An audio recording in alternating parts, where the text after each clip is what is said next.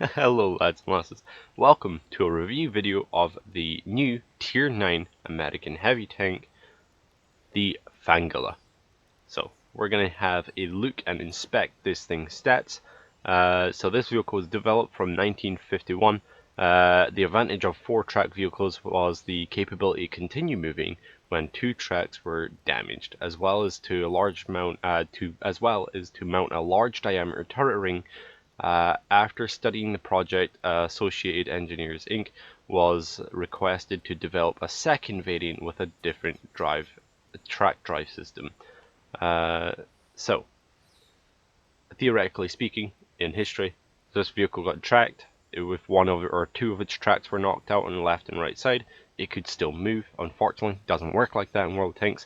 What happens is, although you see 2 different tracks, they act as 1 track on the left and 1 track on the right, which is a bit unfortunate. So if you do get your front left track knocked out, which would be this one, then your back left one will also get knocked out. So unfortunately, that is not a mechanic, but it would be really cool to see later down the line.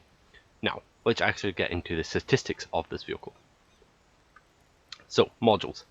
It goes 35 top speed and 12 reversing. As I've found myself in many positions while playing this tank, you can't overcommit. If you overcommit and you push a flank, you are not reversing yourself out because this vehicle goes back really slow. That also means upon reversing and being in an open area, people are going to be able to hurt that lower plate a lot. But at 171 millimeters, it is definitely going to be harder to pen if you are using range, and they are a taller tank, as we'll see later. But this tank is quite actually low profile, so it sticks quite low to the ground. Now, its gun. 13.5 seconds reload. Its DPM is not great. It firing 4.44 rounds a minute, and that is base, and that is before you put cola on your vehicle. That is before you put gun vents, and that's before you put a gun rammer. So this is quite horrific. However, 10 degrees of gun depression certainly beats the M103. Aim time 2.7 is not great. 15 degrees of gun elevation is pretty nice to have. Accuracy is not great at 0.38 at 100 meters, so it is quite... Its gun's not the best, but where it lacks up in gun, it makes up in armor. So as we saw, the armor is quite good for the turret. Doesn't really have a major weak spot unless you're using a 155mm plus. Then you'll be able to overmatch that roof no problem. So those T-30s are going to be dangerous to go up against because they do sell quite high, and they're going to be able to nuke you from the roof.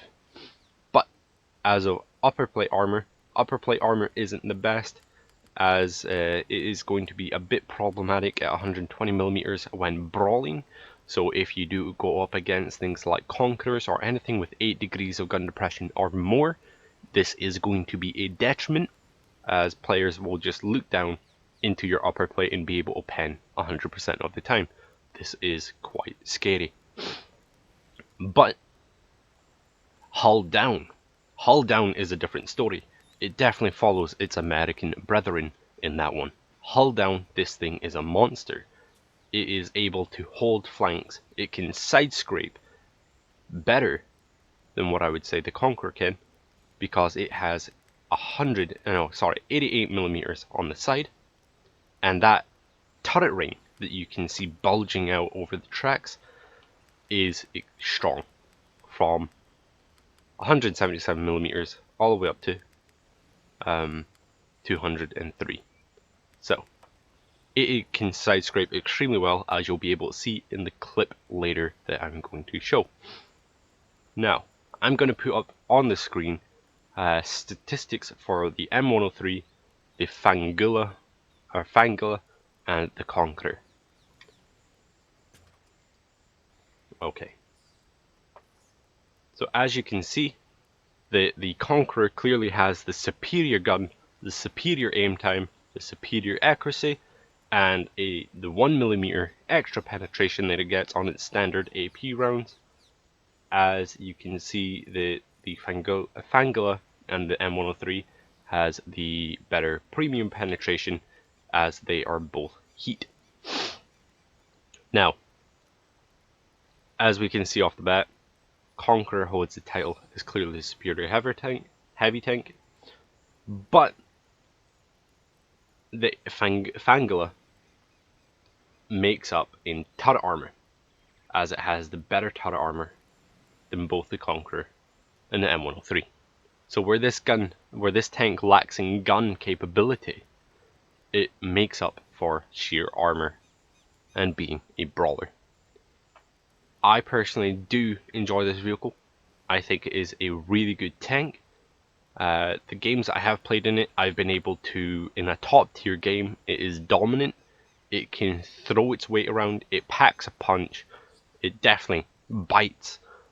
You can maneuver your way around the battlefield. As long as you don't overextend, this vehicle is a really strong tank.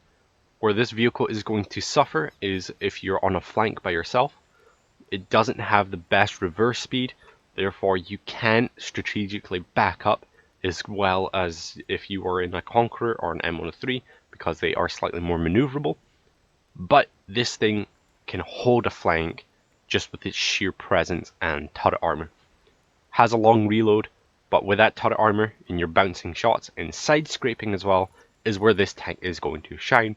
Not to mention its 10 degrees of gun depression, making this thing a ridgeline warrior monster. So, personally, I do suggest this tank is a formidable tier 9. It's nothing to be mocked at. I do quite enjoy it. I love it. And as I was saying, it's low profile. So if we look here and we compare the Fangula to the Conqueror, this is Fangula side on, and this is the Conqueror. Sits slightly lower, therefore making it a slightly smaller tank. But that's it for the review. I do suggest the tank, do highly suggest it. It is a really good tank. I'm going to now show the game clip of it. We're going to roll it, and hopefully you enjoy the game. Take care and keep it renegade. Bye bye.